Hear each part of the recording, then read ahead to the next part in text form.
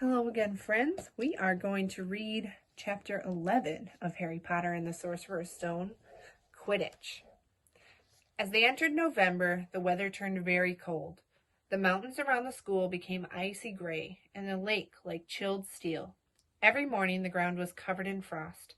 Hagrid could be seen from the upstairs windows, defrosting broomsticks on the Quidditch pitch. Bundled up in a long moleskin overcoat, rabbit fur gloves, and enormous beaver skin boots. The Quidditch season had begun. On Saturday, Harry would be playing in his first match after weeks of training. Gryffindor versus Slytherin. If Gryffindor won, they would move up into second place in the house championship. Hardly anyone had seen Harry play because Wood had decided that, as their secret weapon, Harry should be kept, well, secret. But the news that he was playing Seeker had leaked out somehow, and Harry didn't know which was worse. People telling him he'd be brilliant, or people telling him they'd be running around underneath him, holding a mattress. He was really lucky that Harry now had Hermione as a friend. He didn't know how he'd have gotten through all his homework without her. What with all that last-minute Quidditch practice Wood was making them do. She had also lent him Quidditch Through the Ages, which turned out to be a very interesting read.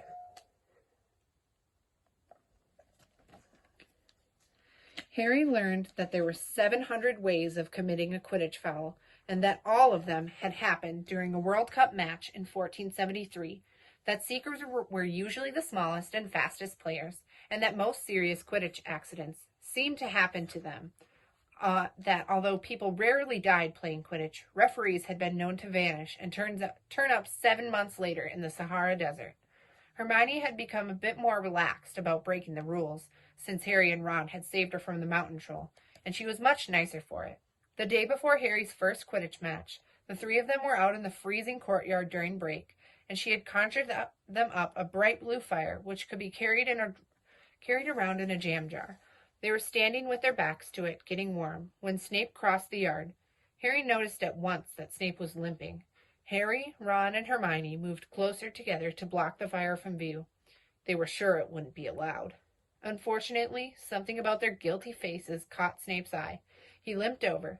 He hadn't seen the fire, but he seemed to be looking for a reason to tell them off anyways. "What's that you've got there, Potter?" It was Quidditch Through the Ages, Harry showed him. "Library books are not to be taken outside the school," said Snape. "Give it to me. 5 points from Gryffindor." "He's just made that rule up," Harry muttered angrily as Snape limped away. "Wonder what's wrong with his leg." "Dunno, but I hope it's really hurting him," said Ron bitterly. The Gryffindor common room was very noisy that evening. Harry, Ron, and Hermione sat together next to a window. Hermione was checking Harry and Ron's charms homework for them. She would never let them copy. How will you learn? But by asking her to read it through, they got the right answers anyways. Harry felt restless. He wanted Quidditch Through the Ages back, to take his mind off his nerves about tomorrow. Why should he be afraid of Snape? Getting up, he told Ron and Hermione he was going to ask Snape if he could have it back. "Rather you than me," they said together, but Harry hadn't had an idea that Snape wouldn't refuse if there were other teachers listening. He made his way down to the staff room and knocked. There was no answer. He knocked again. Nothing. Perhaps Snape had left the book in there. It was worth a try. He pushed the door ajar and peered inside. It was a horrible scene that met his eyes. Snape and Filch were inside, alone. Snape was holding his robes above his knees. One of his legs was bloody and mangled. Filch was handing Snape bandages.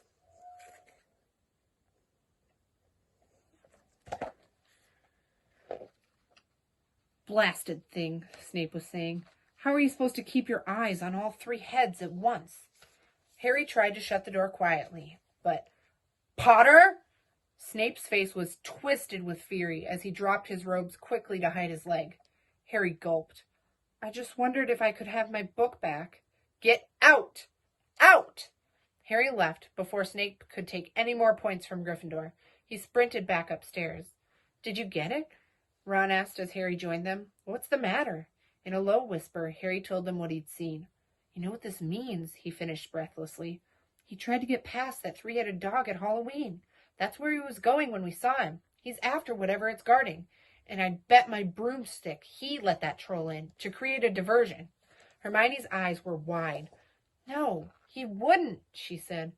I know he's not very nice, but he wouldn't try and steal something from that Dumbledore was keeping safe.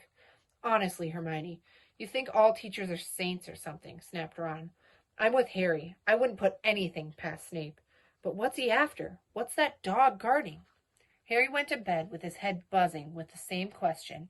Neville was snoring loudly, but Harry couldn't sleep. He tried to empty his mind. He needed sleep. He had to. He had his first Quidditch match in a few hours. But the expression on Snape's face when Harry had seen his leg wasn't easy to forget. The next morning dawned very bright and cold. The great hall was full of delicious smell of fried sausages and the cheerful chatter of everyone looking forward to a good Quidditch match. You've got to eat some breakfast. I don't want anything. Just a bit of toast, Hermione wheedled. I'm not hungry. Harry felt terrible. In an hour's time, he'd be walking onto the pitch. Harry, you need your strength, said Seamus Finnegan.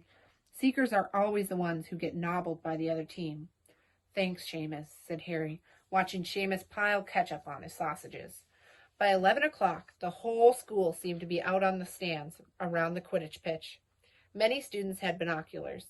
The seats might be raised high in the air, but it was still difficult to see what was going on sometimes.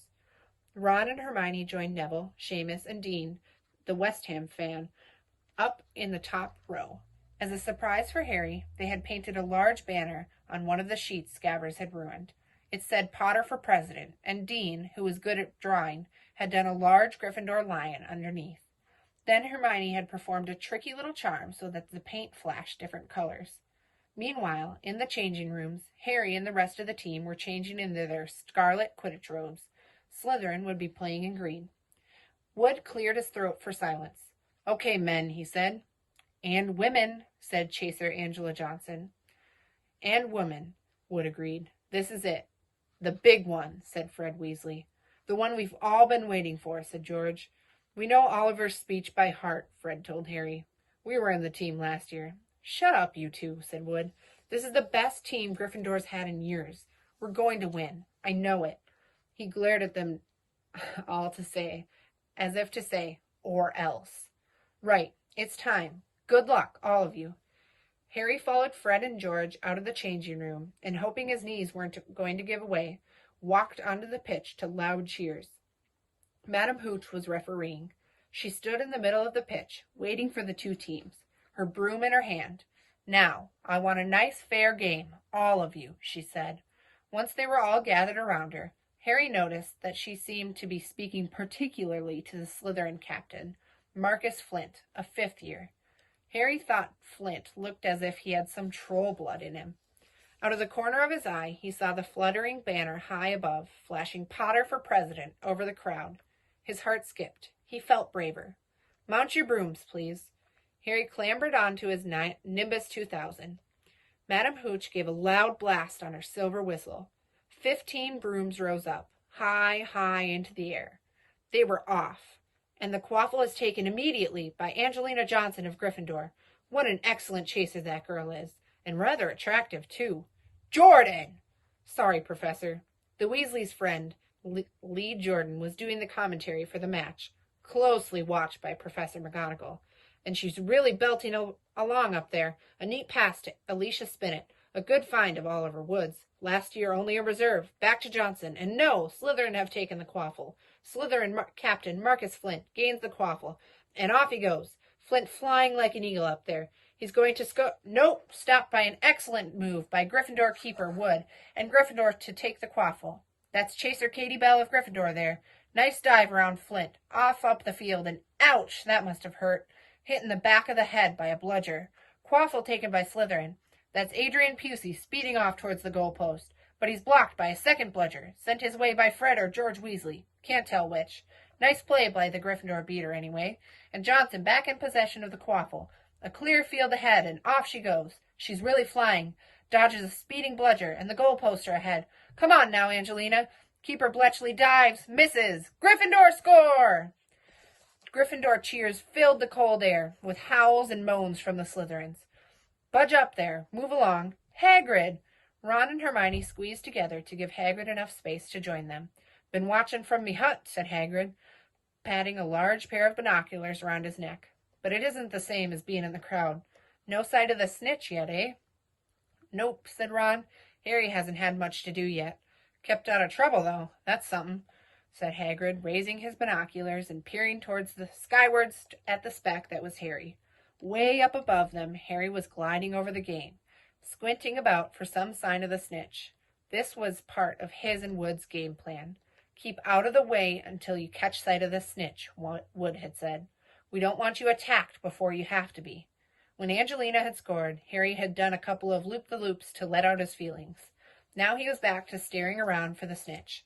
Once he caught sight of a flash of gold, but it was just a reflection from one of the Weasleys' wristwatches, and once a bludger decided to come pelting his way, more like a cannonball than anything else.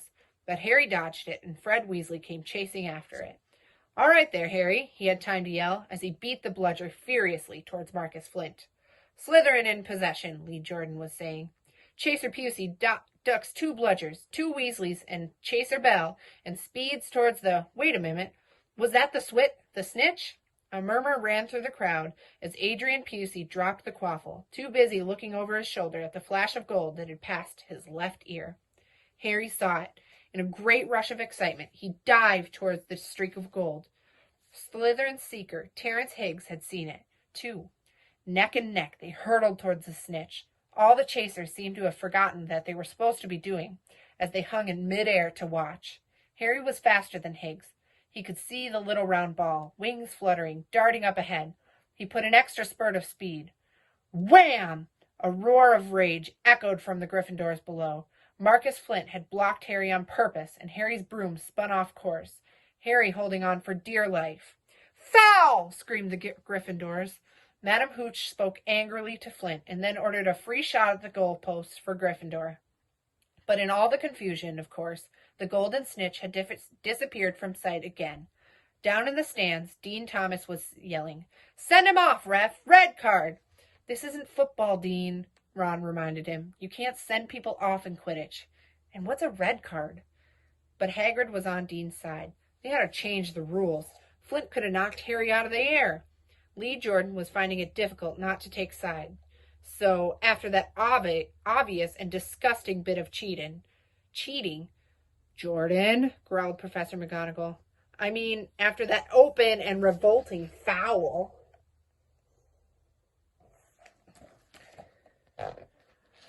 Jordan, I'm warning you. All right. Flint nearly kills the Gryffindor Seeker, which could happen to anyone, I'm sure. So a penalty to Gryffindor, taken by Spinet, who puts it away, no trouble. And we continue play. Gryffindor, still in possession.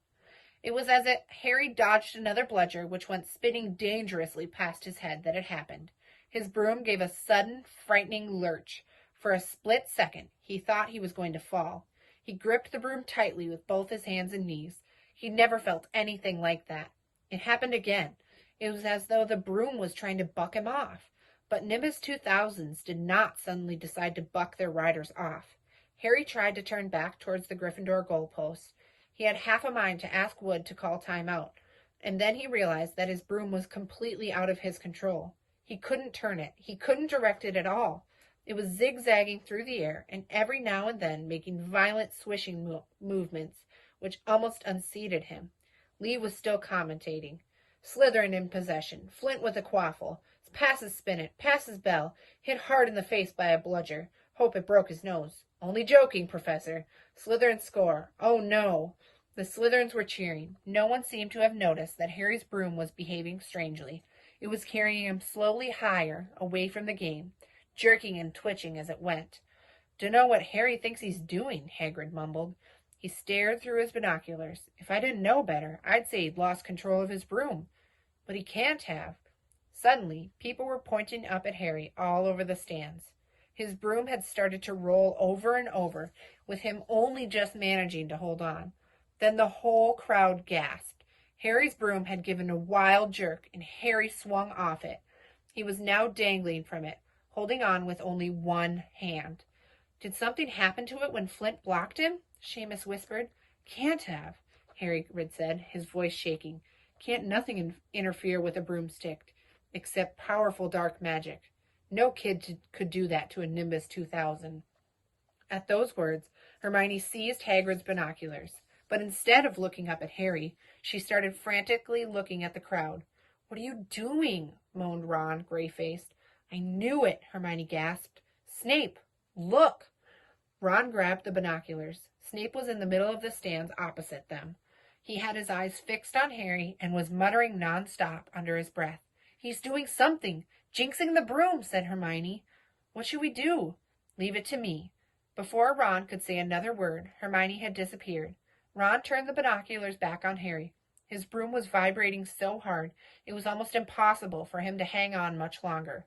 The whole crowd were on their feet, watching, terrified, as the Weasleys flew up to try and pull Harry safely onto one of their brooms. But it was no good. Every time they got near him, the broom would jump higher still. They dropped lower and circled beneath him, obviously hoping to catch him if he fell. Marcus Flint seized the quaffle and scored 5 times without anyone noticing.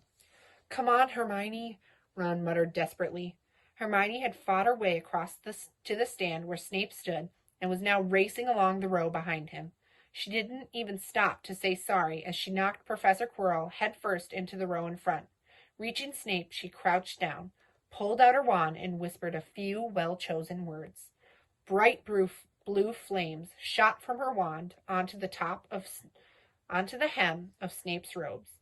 It took perhaps 30 seconds for Snape to realize that he was on fire.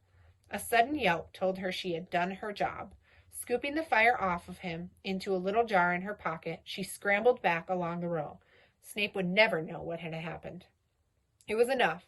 Up in the air, Harry was suddenly able to clamber back onto his broom. "Neville, you can look," Ron said. Neville had been sobbing into Hagrid's jacket for the last 5 minutes. Harry was speeding towards the ground when the crowd saw him clap his hand to his mouth as though he was about to be sick. He hit the pitch on all fours, coughed, and something gold fell into his hand. "I've got the snitch!" he shouted, waving it above his head, and the game ended in complete confusion. He didn't catch it. He nearly swallowed it. Flint was still howling 20 minutes later, but it made no difference. Harry hadn't broken any rules, and Lee Jordan was still happily shouting the result. Gryffindor had won by 170 points to 60. Harry heard none of this, though. He was being made a cup of strong tea back in Hagrid's hut with Ron and Hermione. "It was Snape," Ron was explaining. "Hermione and I saw him. He was cursing your broomstick, muttering. He wouldn't take his eyes off you." "Rubbish," said Hagrid, who hadn't heard a word of what had gone on next to him in the stands. "Why would Snape do something like that?" Harry, Ron, and Hermione looked at each other, wondering what to tell him. Harry decided on the truth. "I found out something about him," he told Hagrid.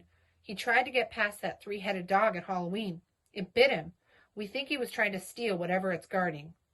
Hagrid dropped the teapot. "How do you know about Fluffy?" he said. "Fluffy?" "Yeah, he's mine. Bought him off a Greek chappie I met in a pub last year. I lent him to Dumbledore to guard the—" "Yes?" said Harry eagerly. "Now don't ask me any more," said Hagrid gruffly. "That's top secret, that is." "But Snape's trying to steal it." "Rubbish," said Hagrid again. "Snape's a Hogwarts teacher. He'd do nothing of the sort." "So why did he just try and kill Harry?" cried Hermione. The afternoon's events certainly seemed to have changed her mind about Snape. "I know a jinx when I see one, Hagrid. I've read all about them. You've got to keep eye contact, and Snape wasn't blinking at all. I saw him." "I'm telling you, you're wrong," said Hagrid hotly. "I don't know why Harry's broom acted like that, but Snape wouldn't try and kill a student. Now listen to me, all 3 of you. You're meddling in things that don't concern you. It's dangerous. You forget that dog, and you forget what it's guarding. That's between Professor Dumbledore and Nicholas Flamel." "Aha!" said Harry. "So there's someone called Nicholas Flamel involved, is there?" Hagrid looked furious with himself. And that is the end of chapter 11. Maybe we'll find out what he's guarding in the next chapter.